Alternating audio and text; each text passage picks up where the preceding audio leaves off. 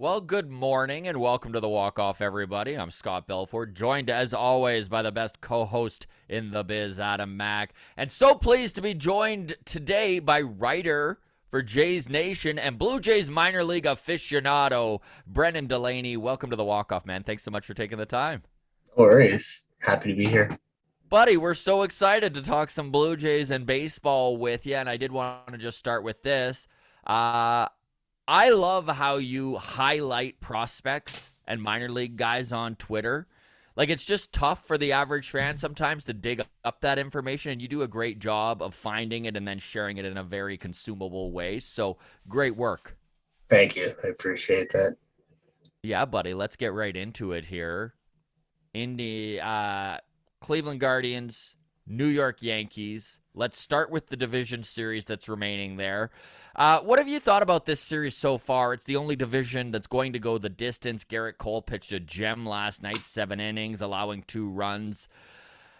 Yankees tie the series up, going back to New York. Do you predict this Game 5 with Jameson Taillon and Aaron Savelli on the bump? Do you think it's going to be another low-scoring game, or do you think we could see some offense in this one? Just with how Cleveland plays, I think it will be low scoring, at least for them. In terms of the Yankees, after Judge and Stanton, their lineup kind of thins out. So I don't know. I think it'll end up being low scoring just because of the pitching as well as offense not being the greatest. So. More importantly, does Aaron Judge get booed again? God's Yankee fans, of course he will. If he strikes out, I mean, like, come on. Our problem is the wave will wave in the middle of the game that we're winning. Not a fan of it, but at least we don't boo our players when they strike out like 3 times in a game. I'm interested to hear what you think. It's funny, we had on the show last night Julia Cruz with MLB.com, and she was actually mentioning that Blue Jays fans, in her opinion, are a little light on the players sometimes in comparison to other organizations' fans. Do you feel that way? Do you think that maybe they could be a little tougher on the players from time to time? Because personally, I'm fine with the way Jays fans treat their team.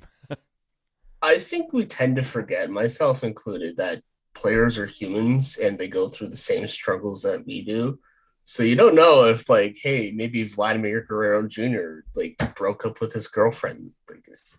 That's things that we tend to forget, that, hey, stuff like that does impact players as well if they go through struggles. So for me, I just, if someone's struggling, it's like, okay, I hope they bounce back because I want my team to win. But I kind of have a little bit of leniency if they struggle. I don't want to bully someone like how the Yankee fans bullied Gallo. That to me doesn't make sense. Like, yeah, this is my livelihood. Baseball is my livelihood, but I don't want to, run someone out of town because they are struggling for half a year. So to me, that makes no sense. I love that, man, and I think that's such a good point, the human aspect of it all. And this kind of goes into what we're about to talk about pretty nice. I mean, MLB's slogan over the last few years has been, let the kids play, which I'm all for. Some people a little upset over last night and Josh Naylor with the Guardians. They figure he may have crossed the line. So for those of those who don't know Josh Naylor, Mississauga boy with the Guardians, his home run celebration, and this is not the first time he did it, but his home run celebration all year has been, he mimics rocking a baby. He pretends that the pitcher is his baby. He runs around the bases. Screaming things like, he's my son, this is my son. Basically, it's all a play on he's the pitcher's daddy now. But, of course, on this bigger stage in the playoffs, all of a sudden more eyes were on it, and so people are pretty upset. So my question for you, Brennan, is there a line when it comes to having fun and entertainment? Like, is there a point where this is too much? No, absolutely not. Have fun. If you get upset about that, pitch better. Simple as that. If you hit him next season, you're going to give him a free base. That's the way I look at it. Obviously, he can get injured. That's not good. But, like, if you plunk me, then I get a free base. That's how I look at it. So have fun. If the pitcher's upset, just pitch better. If you strike him out, celebrate. Like, what is the line? Who cares about the line? Have fun. It's a game. It's entertainment. Have fun. Do you think that the Yankees fans are going to rain down boos on him? I think Naylor will love it. Yeah? Yeah. He's an interesting character, isn't he? Yeah. Oh, Some guys do love playing the heel and really lean into that. Yeah, I mean, like he seems like the type. If he like soaks it all in, I mean, if he's expecting it, he's gonna love that. So I don't understand. Like, yeah, you can boo him all you want, but what's better, a booing from the other team's home crowd or a standing ovation from your own? Right? Like, I'd almost rather be booed yeah, as the visiting club in New York. Like, that means you're doing something right. Yeah. No, I agree with that. Yeah, because if they boo, then it's like, oh crap, this team hates me. But if you cheer for your own team, you're kind of expected to do that. You're not really. You don't tend to get booed by the other opposing team that often, unless you're like Odor. But I don't know. I feel like you'd have more fun being booed than cheered. Craig Ballard is in the chat, says Naylor acted horribly, was embarrassed for him. All the fun in the world is available. Does not need to include trying to humiliate your opponent specifically and personally. See, it's funny because I'm sort of on the fence on this one. Like, I didn't feel myself getting upset, but also I know I'm biased against the Yankees, and I love when Yankees fans are upset and Yankees media is upset, and so maybe that is dulling my emotion on this. Like, thinking from a Blue Jays fan, would I be upset if Naylor did that with Alek Manoah? No, he already has done that with Alek Manoah. Like, that's the one thing about this that is kind of funny to me. Naylor has been doing this all year. This isn't new. This is only new. No one watches Cleveland games. For me, this would only be crossing the line if, like, Garrett Cole's father or child passed away recently. That's fair. If that was the case, then maybe we lay off on the, hey, I'm your daddy after his dad just passed away. Maybe we skip it that time. But but okay, like, even with Alek Manoah, like, he celebrated after striking out whoever on Boston, random plug number 5 or whatever. Like, it was fun to watch. So for me, I'd be upset if, someone did that against the Jays. But even then, it's like, well, I mean, be better. So speaking of unwritten rules, Brennan, I'm curious your thoughts on this, because according to Mariners Twitter, the Astros social media administrator putting a cartoon broom sweeping the Mariners away on a moon is the most offensive thing that has happened to this fan base. Is this something, or is this just nothing? Like, is it inappropriate for a team's social media admins to be trolling, for lack of a better term, the other fan base? Or is this some sort of sacred unwritten rule that I just hadn't heard about? I mean, I tend not to really like brand Twitter that, like, like your verified Twitter is trolling people, but like it's a sweet post. Like, there's nothing wrong with it. Like, I'm sure that, like, I don't really pay attention to Mariners Twitter, but I'm sure that they had the same, like, kind of post towards the Jays. So, like, I don't understand why you're upset about it. Yeah, because there is a lot of people upset. Like, I've been kind of surprised by the amount of, like, pushback on it. It's soft. Weird. Like, they swept you. Okay, be better next season. Like, I don't understand why you'd be upset about that, but to each their own. Mariner fans are weird. Although it did take 4.5 games to sweep them. A lot of extra innings in that series. So. Yeah, a lot of extra innings in that series. I'm glad I didn't watch that game. That would have been absolutely. I'm glad my team wasn't also involved in that game. I watched it, Brennan, and I said that like 8 times. I'm like, thank God I'm not emotionally invested in this game. I would be losing my mind. I'm sad that the Jays were swept, but I'm happy that it didn't go to extra time or at extra innings, and then had the same kind of amount of time in that game, because that would not have been fun. So I'm curious your thoughts on all this rest versus rust talk that is going on about these division series. This has been a talking point for a few days, but it really has kind of reared its head since the Dodgers and Braves were eliminated.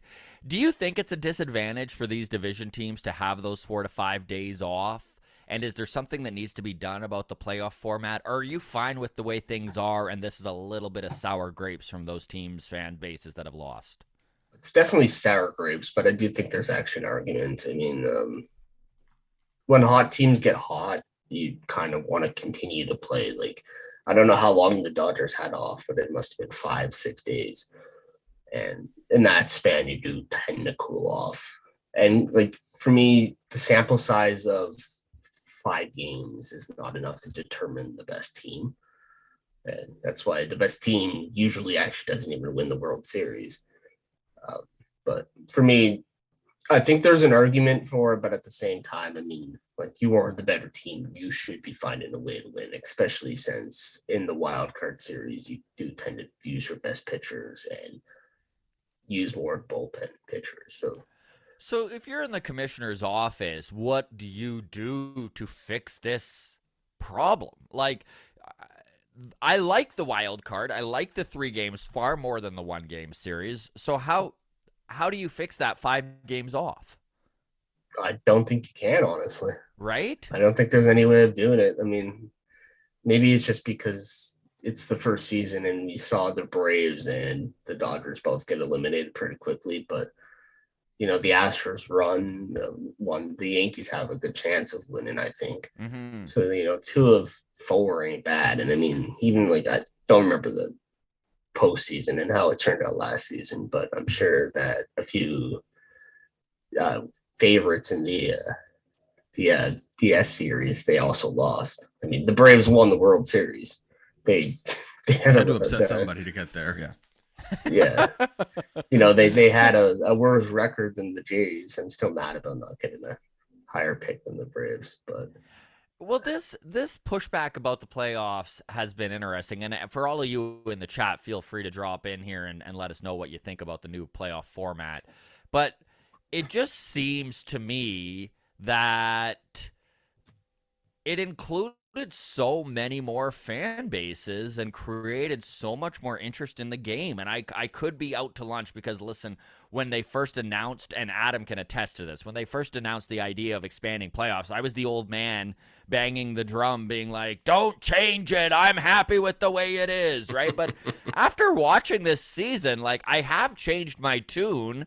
And I think it is good for the game. I mean, it's not like the Philadelphia Phillies are just an above 500 team. Like, they finished 12 games above 500, 87 wins. They were the lowest team on the totem pole.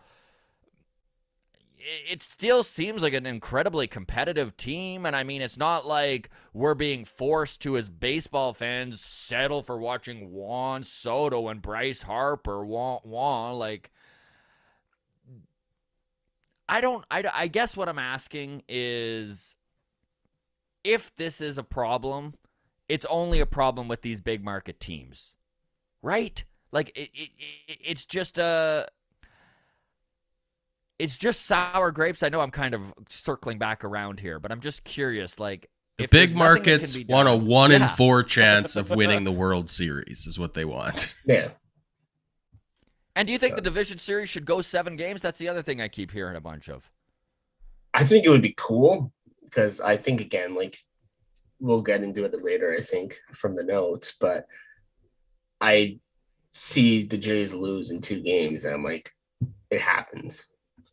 And even 5 games, it's not enough to show off who is the better team. So for me, I think it would be cool to have a 7-game divisional series and then a championship series and then the World Series. But I don't know how they would be able to fit that inside the season. Brennan, that is the perfect baseball nerd response. Like, yeah, of course I want more baseball.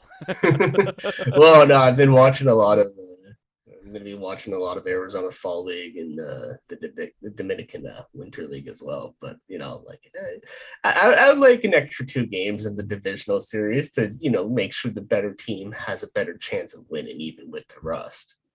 But, again, I don't know how it fits. That's So fish. I saw a tweet from Buster Olney, and he suggested that one of the ways that this could solve the complaining that we're hearing about the playoff format is that the winners of the division, like the top two teams, so like let's say the Astros and the Yankees, could choose if they want to play in the wild card series and give the other team the bye, which I think is a hilarious solution because, of course, you're going to choose the bye, right? Yeah, it'd be weird if I ever saw a divisional team decide to play in a wild card series of 2 games or 3.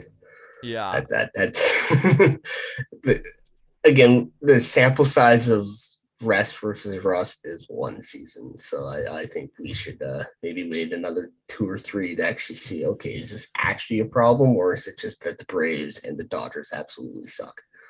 This Yeah. might be I'm a big football fan. This might be the football fan influencing my opinion, but there's no best of 3, there's no best of 7 on your way to the Super Bowl. Like, if you don't show up on Sunday ready to play, your season's over. Like, too bad, so sad. And maybe that's why I don't really have too much sympathy for the Blue Jays or teams that get upset in a 3-game series. Like, okay, you won 102 games, but you still need to show up in October. And I don't know why we should be bailing teams out that aren't ready for that.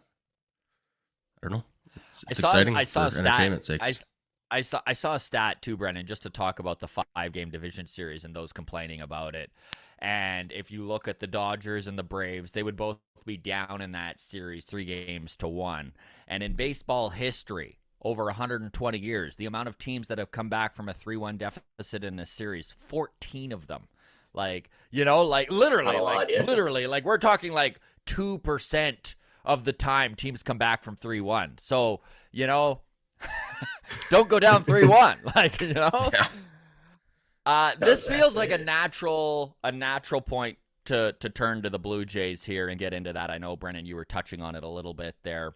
So let's get into it. You're a knowledgeable guy, and I'm really curious on your views on which directions this team needs to take. Let's start with John Schneider, and we'll go from there. If you, Brennan Delaney, were Mark Shapiro and Ross Atkins, and you're making the decision here, is he the guy you're bringing back?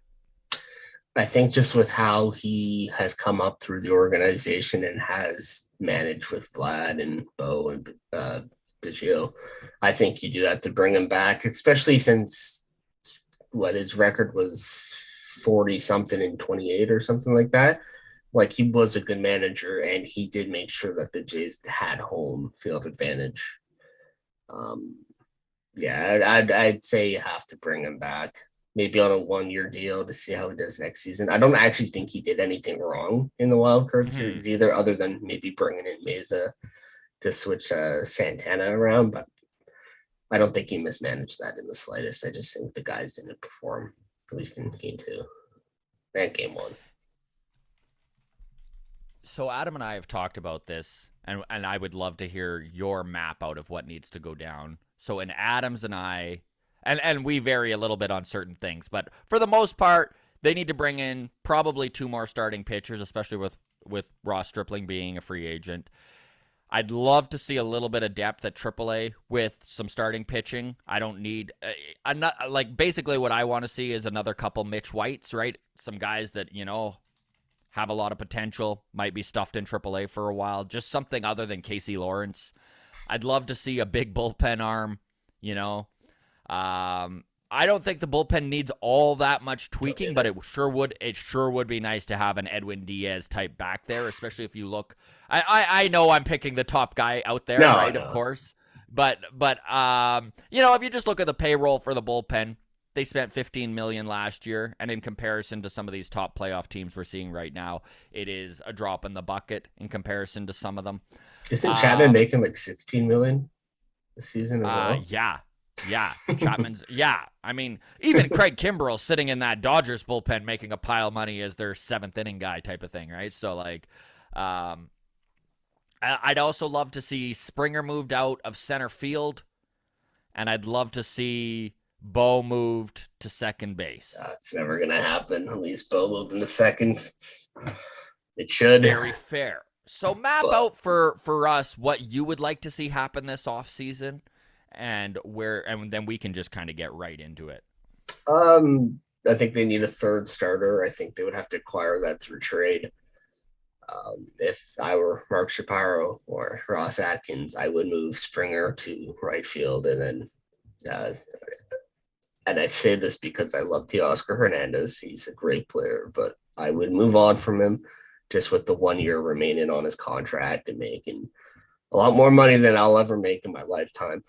I'd move on from him, trade him, see if I can get maybe a third in the rotation type of starter. You would probably have to add in some prospects in that trade, but try to maybe get that number 3 and then find someone as a number 5 in free agency.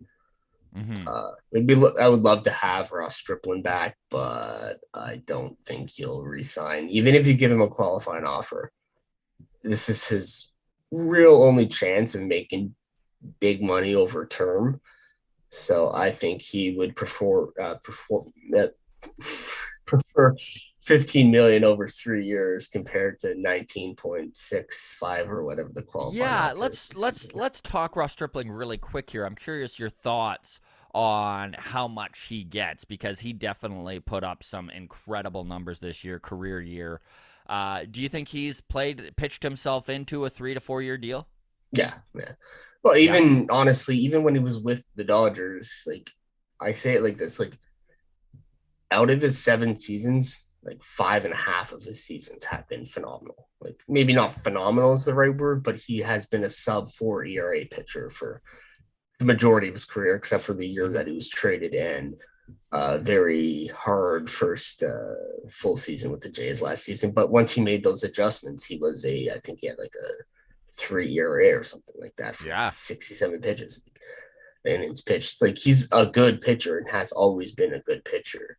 He was just traded to the Jays when he had this really crap season. So I think giving him a qualifying offer, at the very least, you're getting a compensation pick. At the very worst, you're paying him $19.5 million, which I think he definitely has deserved this season. I mean, I agree with you. I just looking at the free agent pitching market from last year and what happened, and watching Steven Matz get 4 years, watching Kikuchi's deal happen. I think Stripling, most likely, unless the Jays are the ones who are going to pay that $15 million a year, is probably on the way out the door. I would only $12 million a year for 3 years, $36 million. But yeah, the J Happ deal, if you will. Nah. Carry on. Sorry to interrupt you there. Just wanted to see your thoughts on Ross Stripling. I think they can make internal changes. It's not internal changes.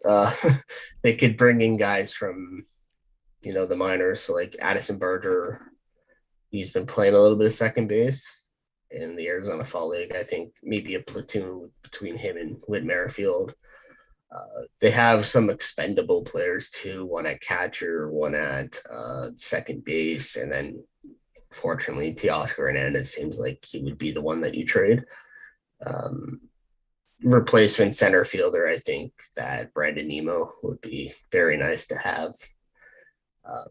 But I feel like if none of that happens, if they don't make any changes, I think they'd go for a guy like Tyler Nyquin or David Peralta. I think that is an upgrade over Tapia, but, not kind of like, oh, yeah, we're making this huge change. Because I could also see them keeping Teoscar Hernandez and just getting the compensation pick 2 drafts from now as well.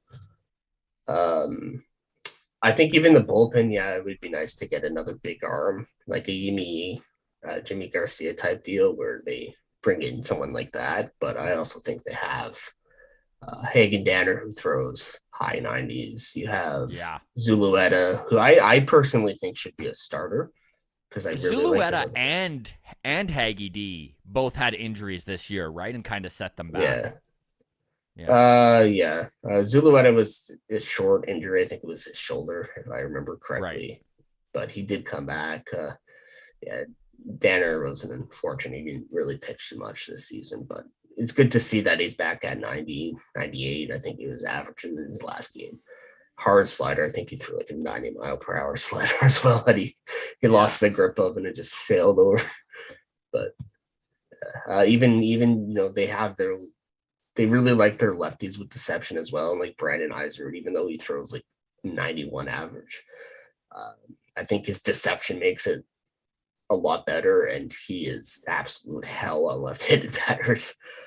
Even a guy like Adrian Hernandez and blanking on the other one I have in my notes somewhere, but like they have a lot of. And Adrian Hernandez, he pitches off his changeup, right? Yeah, it's low 90s as well. Right. He'll give up his fair share of home runs. That's my big concern. Is that why he hasn't been brought up this season? Because he was doing very well with the Bisons. Shoulder injury, and then when he returned from his shoulder injury, he did not pitch that great. So that they just kind of We're gonna put a pin in the prospect talk because we are going to dive right into that a little later on. So first, let's talk. Probably, in my opinion, anyways, one of the biggest problems with this Blue Jays lineup, and I'm no expert, I could be full of it, but I do want your opinion here. The DH spot is super clogged up right now, in my opinion. I think you look at George Springer and his health and the way things are going, and just even the center field position in general.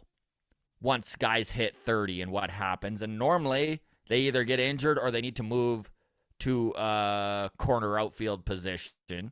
So it seems natural to want to move George Springer out of that center field position to preserve his body, get him into right field where he could play half the time there and maybe DH half the time, and just get him into the lineup more often. Because when he's there and he's healthy, his production doesn't waver.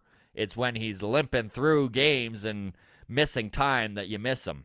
Yeah. So if that's the case, the other guy using a lot of time at DH is Alejandro Kirk. And this is where I can't wait to hear you talk, because we vary a little bit on our opinions on this, right? Because there's a lot of people out there who look at the catching position with the Blue Jays and see that it is obviously an area of strength. Danny Jansen with some big numbers this year, showing a little bit of power that we haven't seen from him. Gabriel Moreno, obviously a top 5 prospect in baseball currently. And then Alejandro Kirk, all-star catcher, big-time numbers. So my question for you is this, basically. If Alejandro Kirk is the guy you're keeping, because in my opinion, most likely to be moved out of that catching spot would be Alejandro Kirk for the DH reason. It's not that I want him traded. I would want big pieces coming back if he was even to be considered being moved. I truly love Alejandro Kirk and value him immensely. But it just seems to make sense if you're going to clear up that DH spot for George Springer, that Kirk seems to be the odd man out. Now, I know on Twitter you've been very vocal about not moving Alejandro Kirk, and I would love your opinion on the best way to maybe clear up that DH spot, or even if that's being overblown a little bit in general. I think it's being overblown, definitely. But yeah, I have a question for you. So, how many plate appearances in his pro career do you think Danny Jansen has? 1,000? I think it's a little bit over 1,000 now. How many do you think Alejandro Kirk has? 700? 800? It's like almost bang on. So Danny Jansen has been in the league since 2018, and he only has 300 more plate appearances. And Kirk has been in basically since last season. I don't really count 2020. He only had maybe 50 plate appearances. I think we tend to believe that, hey, Kirk is not your average catcher. He doesn't have the typical body. And we think that will break down. And, there may be some credence to that argument. But I think we're just looking at it the wrong way, because even though he may be bigger or whatnot, he has stayed relatively healthy. Like, he missed, a large portion of last season, but like this season he was completely healthy. He missed maybe 4 games due to injury. But Danny Jansen gets injured every single season. And it sucks because he did make adjustments this season. He did pull the ball more. He did hit home runs. He did show his raw power that he's always had. But for me, when you trade Kirk, you're relying on Moreno and Danny Jansen, and you've seen how often Danny Jansen gets injured, and it sucks. It absolutely does. But when you move Danny Jansen, and if you move Kirk and then you rely on those two, if Jansen gets hurt, your main catcher is Moreno, and then you have a defensive replacement, basically. Like, let's say not Andrew Vasquez, blanking on his first name, but Vasquez of Christian. Yeah, formerly Christian Vasquez. Yeah, Christian Vasquez. Yeah. You're not getting any. I mean, maybe a little bit from Moreno, but you're not getting the same production as you would if Kirk was there. And defensively, so my Kirk question for so you, good. Brennan, is: do you envision Kirk being able to catch 3 to 4 times turn through the rotation? Can he take the bulk of the load? Because my only concern with Kirk is how many times he has to DH to get into the batting order. I mean, I don't know the exact amount, but he did catch. Because you want that bat in the lineup, right? Yeah. Like, I feel like, yeah, even if you DH him and catcher both times, I think he provides a ton of value because defensively, he was one of the best catchers. His framing is just off the charts, his block, and same with Danny Jansen's block. I will just jump in here with some clarification on Alejandro Kirk's stats. 78 games at catcher last year, 51 at DH. So, like, that's about half the season, is it? Yeah, half the season. Yeah, about half the season. Good math there, Brennan. George Springer, by the way, 40 games at DH.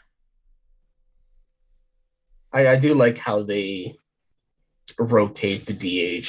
I don't think guys like Lourdes Gurriel really needs it. Teoscar Hernandez probably doesn't need it. But, like, if you just have Springer and Kirk as your DH or Jansen and Springer, like, I feel like that is still a recipe for success. Like, you don't really need to have a permanent DH. I feel like you can give half the time to one of the catchers and then half the time to Springer. I feel like you'd be successful that way. So do you think they will move a catcher, or do you think they'll just roll with 3 catchers? It's crazy, but I think that Gabriel Moreno could literally play all over the diamond, and I think that they should attempt that. Like, even people were talking about Dalton Varsho of the Diamondbacks, who I literally had never heard of before, like a week ago. Like, hey, we should trade Kirk for Dalton Varsho plus, or the other way around, where Kirk, you'd be adding on with Kirk. But they can do that literally with Moreno. Like, he was a shortstop before they moved him to catcher, but he's just so athletic that he could pretty much play anywhere except for maybe first base because he's a little bit short from position. Yeah. I think the idea with Dalton Varsho, I think it is, right? Because I was looking at his stats. I mean, he had a really good season. He had a 5 wins above replacement. I mean, he had a higher WAR this year than Kirk did. I know both catcher and center field are premium positions. Of course, everyone wants that lefty bat, right? And of course, Varsho's a lefty bat, and he hit 27 home runs. And he is under control until 2027. So you lose a year of control if you're moving Kirk for him. Do you think center field is something this team should be addressing? Or are you fine with Springer out there? I think Springer moving to right field's not a bad idea, but I don't think you need to trade for a center fielder. I think that can be filled in free agency by signing Nemo. I feel like that is the ideal fit. But even then, like, I mean, Springer, like, he was unhealthy, but I don't know how much of that had to do with playing center field. I think he just got hit with pitches quite often, and it was unfortunate. I think they need to look at how can we make sure that he stays healthy. But yeah. All right, my dude, let's get into some of the things happening in the minor league system with the Blue Jays. I know that the prospects that have caught a lot of people's eyes this year and have moved up the rankings, you brought them up already, Addison Barger. So fill us in for those who don't know much about Addie Barger, because he kind of came out of nowhere. He was definitely not a top 10 prospect in this system until just this season. So please, wash your knowledge on us here, Brennan. So off the top of my head, Barger had a 32.5 strikeout rate in low A last season. He had 18 homers. But as a 21-year-old in low A, I was like, well, I'm not going to include him in my top 20 preseason, and I didn't even mention him in the honorable mentions. And then he started hitting really well in Vancouver. I think he was still at the top of the leaderboards by the end of the season, even though he moved on pretty quickly. And then he hit the ground running in New Hampshire, just absolutely insane for the first. And his strikeout rate's lower too, right? So that's another thing. His swing decisions are a lot better than last season. I mean, I didn't get to watch him last season because Low A doesn't stream. They should, but different story. Don't. I'll go on a tangent about that for a while, but his swing decisions did get better, and I think what really sets him apart from a lot of prospects is his ability to adapt. Because he adapted so well to Double A, like he was hitting like 400 or something like that in his first 100 plate appearances. Then he got injured, and then he came back and started hitting again. Then he was promoted to to Buffalo, and he just started hitting again. Like he was just hit the ground running. He had like 3 home runs, and one of them was a timed shot. So I don't know, man. And where does he play, Brennan? Because he plays all over the diamond, right? So far it's third base, shortstop, and then he hasn't played second base a lot, at least in the minors this season, but he has been playing it in Arizona Fall League. I think interesting. I think even maybe put him out in the corner or something. He could probably even play center field. He's a quick runner. He sometimes doesn't have the greatest ideas on the base paths, okay. But he has a strong arm. He's what, 21? He's 22, right? He's young. 22, yeah. Yeah. So, I mean, maybe even 23 now. But no, he's definitely... He'll be 23 by December. Yeah. November 12th, his birthday. Yeah, also with this swing, it's so short, so quick, no hitch in it, and just elite bat speed, and he just drives the ball, and it's a thing of beauty. He's just so good. Is this a guy who could contribute to this Toronto Blue Jays team in 2023? It's a hot take, and I've been roasted by this before, but I think that if he continues to hit the ball really hard, I think he's hitting like 48% of the time he's hitting a hard hit ball in the Arizona Fall League. I think if he continues to do well there and then does well in spring training, I think he can make the team starting. Because again, another thing, Julio Rodriguez, who will probably win Rookie of the Year, Seattle's going to get a first rounder for that.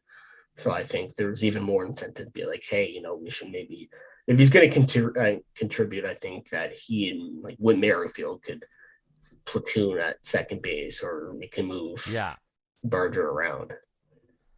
And I really like that. Now, I want your opinion on Spencer Horwitz, who is a lefty bat, who has produced offense every level that he's been at. Of course, the problem with Spencer is that he's a first baseman for the most part, and I know that they've been trying to get him some reps in the outfield and stuff. Is this a legitimate lefty bat that could contribute to the Blue Jays in 2023? He has one of the best hit tools for Jays prospect. I think the only other players that are in contention is Otto Lopez, Gabriel Moreno. He's just such a good hitter. Now, there's an argument, hey, he's first base. He's supposed to be producing home runs. But I think that this team needs guys with different approaches than just, hey, let's hit homers. So I think even like in left field, he won't win any Gold Gloves, but he is competent. He doesn't look out of place. He's maybe a below average defender out in left field, but I think that he could play it. And then you can kind of not necessarily platoon Lourdes Gurriel with him, because I do think Lourdes is maybe a better hitter, but you can find time for Horwitz's bat in both left field and first base. And then you can move on from like someone like Cabin Biggio and bring in Barger to replace him at second base. And then you would have Horwitz being able to back up first base. So we've got some comments here in the chat. Aaron World Order says Otto Lopez with such a high batting average. What are your thoughts on Otto Lopez? Do you think he? I know he's been kind of this bench piece up until the playoffs here. Fast dude, plays around the diamond. Is he a little bit redundant when you start looking at this lineup with guys like Santiago and Merrifield and stuff? Is there a spot for a guy like Otto Lopez? I think he should have got more plate time. appearances at the season. I don't think that calling him up and not playing him at all was ideal because Otto Lopez is a crazy hitter. I think, again, like he and Moreno probably the only two that can challenge Spencer Horwitz for being a good hitter, like a 65 hit tool. He just sprays the ball. He runs out ground balls. He's just such a good hitter. And with his versatility, you can find places for him. He doesn't have a necessarily strong arm, so he's kind of limited to second base, maybe left field. Right. He's a good center fielder too. He makes good routes. He has good range. Don't really know if I'd want him playing third base often, but I mean, I think they played him there at the end of the season. Yeah, I think guys like that, I think they really like the versatility, and I think he could maybe sneak into a role that's owned by maybe like Santiago Espinal or Captain Biggio. Maybe not Espinal, because Espinal does provide like well above average defense. But I think there's a place for Otto Lopez if they really truly wanted one for him. Just touching on Espinal. Espinal keeps coming across every time I try and write out my notes on where I think this team is going and off-season changes. Espinal feels like a movable piece. Am I crazy for saying that? Is there something I'm missing with Espinal? Like, I don't think he's a long-term Blue Jay. And Otto Lopez feels like that's just the next... Like, you need a guy like that, right? Who doesn't cost you anything, is going to hopefully overperform. But I feel like we've kind of gotten all we could possibly hope for out of Santiago. And I think he maybe has value to a smaller market team who needs a, like, serviceable shortstop piece, and could send a decent bullpen arm back in return. I think with Espinal, I think they really liked his defense, and his defensive numbers at both second base and third base were really good the past 2 seasons. And even at shortstop, he is good. Like, not even looking at the defensive number, he's just a fluid defender, moves his feet, just good internal clock, which you don't see a lot with young players. I don't think he's a starting second baseman anymore. I know that he was in the All-Star game, but I think that he is a utility player and a good one. Yes. Like he absolutely mashes left-handed left-handed pitching as well. Like he had a 131 or WRC or something like that. Don't really want him in against righties, but I think that there is a place for Espinal. It just depends whether or not the Jays want to maybe bring in Barger instead, or bring in Otto Lopez, or even a guy named David Schneider, who I'm sure we'll probably get to at some point in this interview. All right, let's talk David Schneider. Would love to hear your thoughts on him. Where does he play? I know he's currently in Buffalo, correct? Yeah, so he's a second baseman and a left fielder. Next to Barger, he's probably the biggest riser for position players. He's a good hitter, has some power, has some speed, just solid over around. He's a ball player, as Pat Tabler would put it. He's a ball player. He knows how to play the game. And from everything that I've heard from different people, that he just has a work ethic that you don't often see. So for me, I say that it's not a matter of if he plays in the big leagues, it's when he plays in the big leagues. Love that. Let's talk, before we get into pitching prospects, let's talk the prospect that most Blue Jays fans are aware of, Orelvis Martinez. Of course, his power continues to be jaw-dropping. He continues to hit the long ball. Where is Orelvis Martinez at in his development, and do you think he makes the move and the jump to AAA next year? I think he will. If he has a good spring training, I think he will. So a lot of people tend to think because he has a low average, he's not a good player. It's just so unheard of for a 20-year-old to play AA. He doesn't have the experience that the pitchers have. And as he gains more experience, he's going to have a better approach at the plate. He's going to be able to actually hit for a better average, maybe 230, 240. But the fact he hit 30 homers, you can go on Fangraphs, go on the leaderboards, and you can list the most homers in all of AA, including other leagues in AA. I think he's like second or third. And everyone around him, everyone who's hit 20 homers is at least 23 or older, maybe 22. Orelvis Martinez hit 30 homers as a 20-year-old in AA. So you can say what you want about his hitting. He's a power machine. And I think that you can't discredit that, because I think when Vlad was in there, he didn't have the same power that Orelvis does. And obviously Vlad was a much better hitter. He was able to draw a lot more walks and he was able to hit for average, but he didn't have the same raw power as Orelvis did. And I think Orelvis will actually stick at third base compared to Vlad, who has now moved over to first. I don't think Orelvis will ever be as good as Vlad, but I think that there's a lot of similarities between the two players. It's interesting when it comes to young players. Everyone has a different developmental path, and I know that there's people who have cooled on Orelvis Martinez just because at 20 he's not banging on the doors to the big leagues. But that doesn't mean that he couldn't be a major contributor in 2024 or 2025. Do you think that he probably does need another year or two in the minors before? Yeah, he does. Right? I think definitely a year.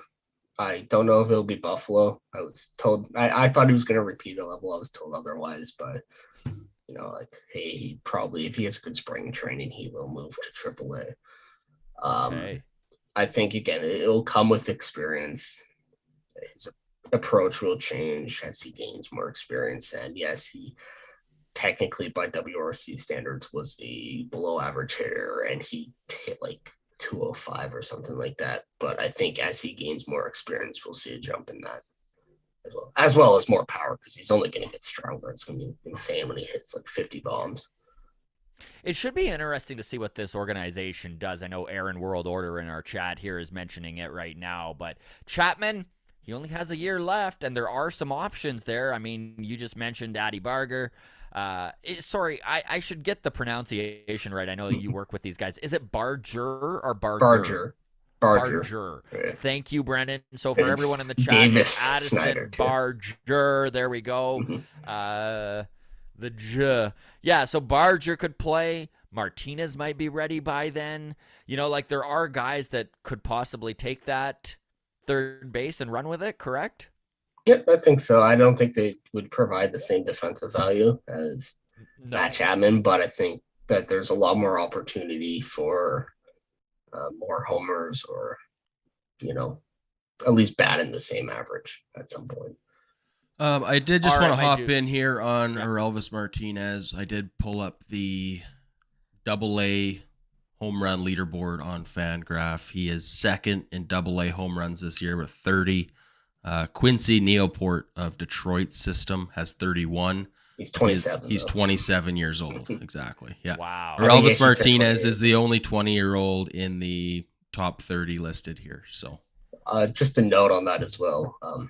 One, because I think it's pretty cool, but secondly, Francisco Alvarez, I think he had 17 before he was called up to AAA.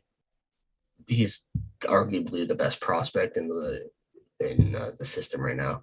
But he was actually born on the exact same day that Orelvis Martinez was. I think that was just cool to mention. That is cool. Nice little tidbit. All right, Brennan, let's switch gears to pitching here before we let you go. We really appreciate your time, man, and your insight into this minor league system is truly eye-opening. So we appreciate you taking the time here. Pardon me. So there's 3 pitchers in the top 10 prospects within the Blue Jays rankings. Let's start with the guy that's on the tip of everyone's tongue, 20 years old, risen up the rankings in 2022. It's funny because Baseball America, nowhere to be found was Ricky Tiedemann at the start of the season, and now he's, a top 50 prospect in all of baseball.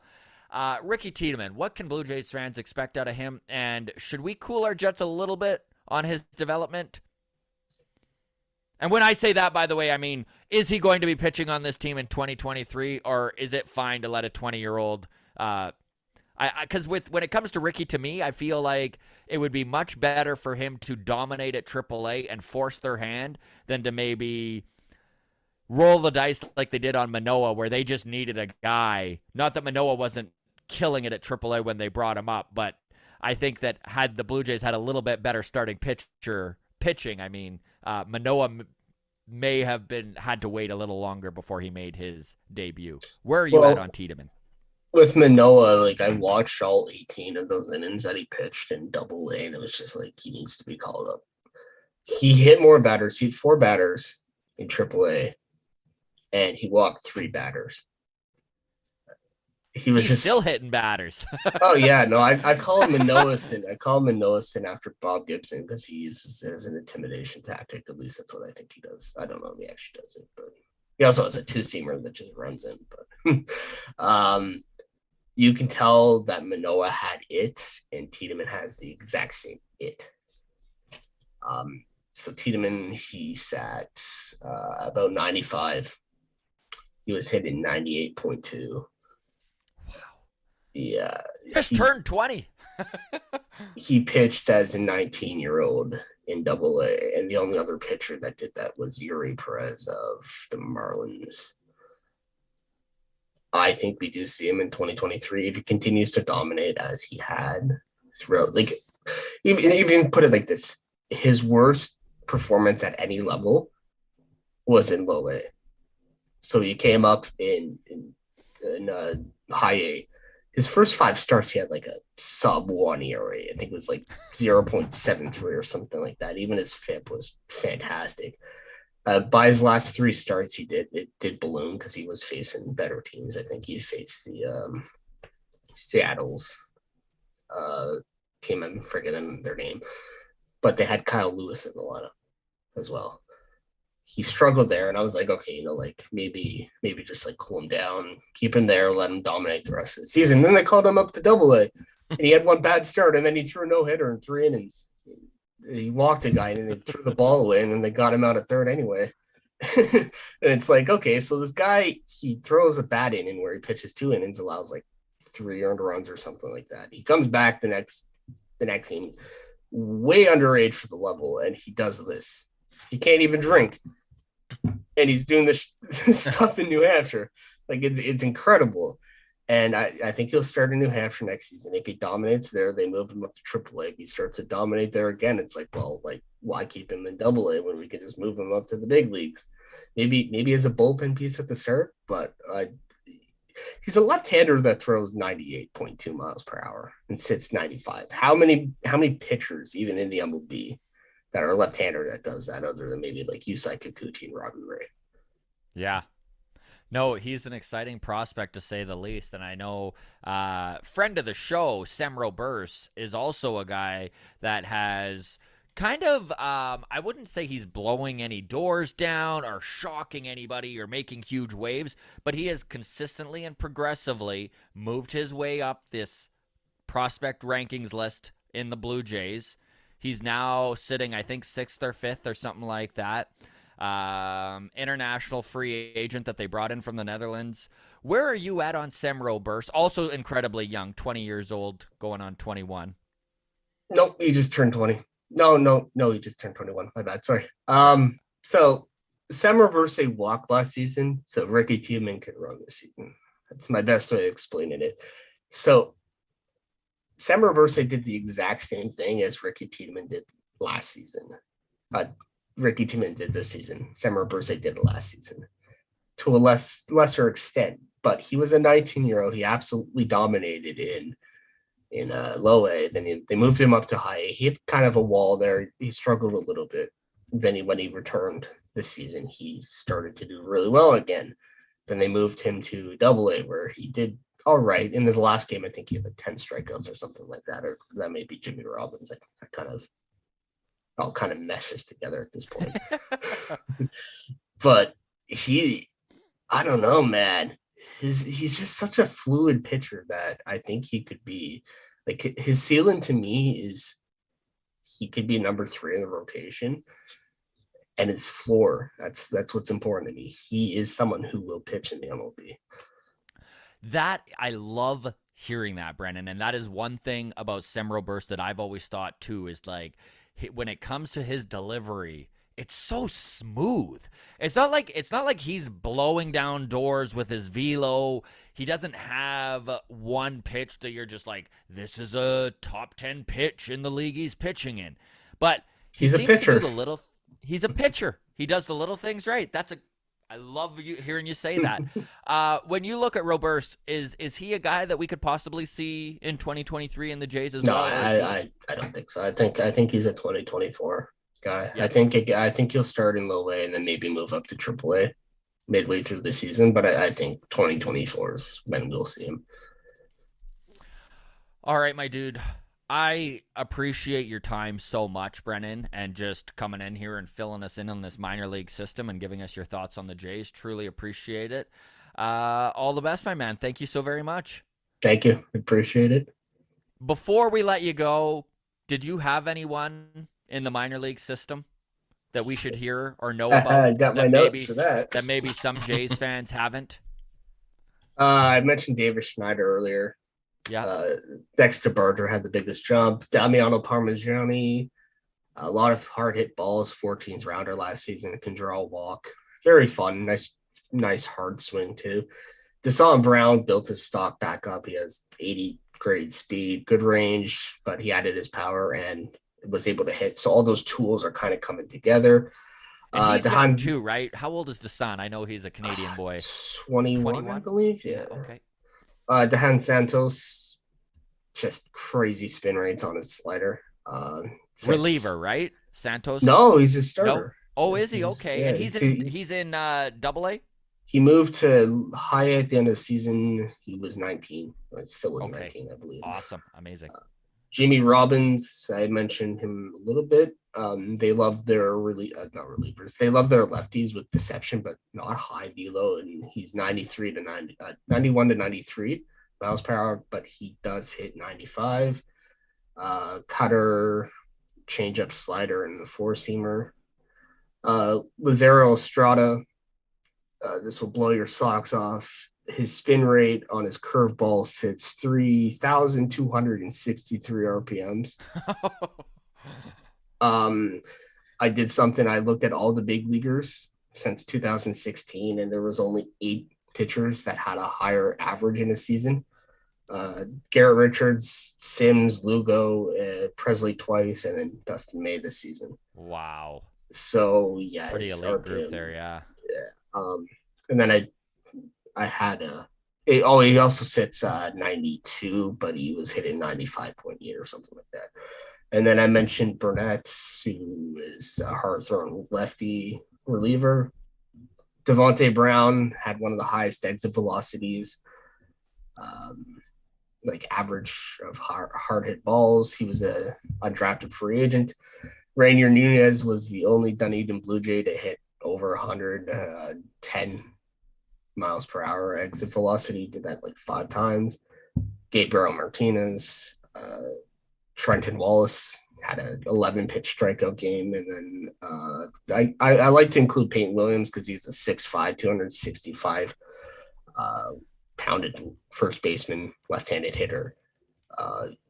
Surprisingly, has the power, but he also hits for an average, and it's just bonkers. He hits the ball hard as well. So those are some guys that you may not know. A lot of them are first baseman for some reason, but Right on.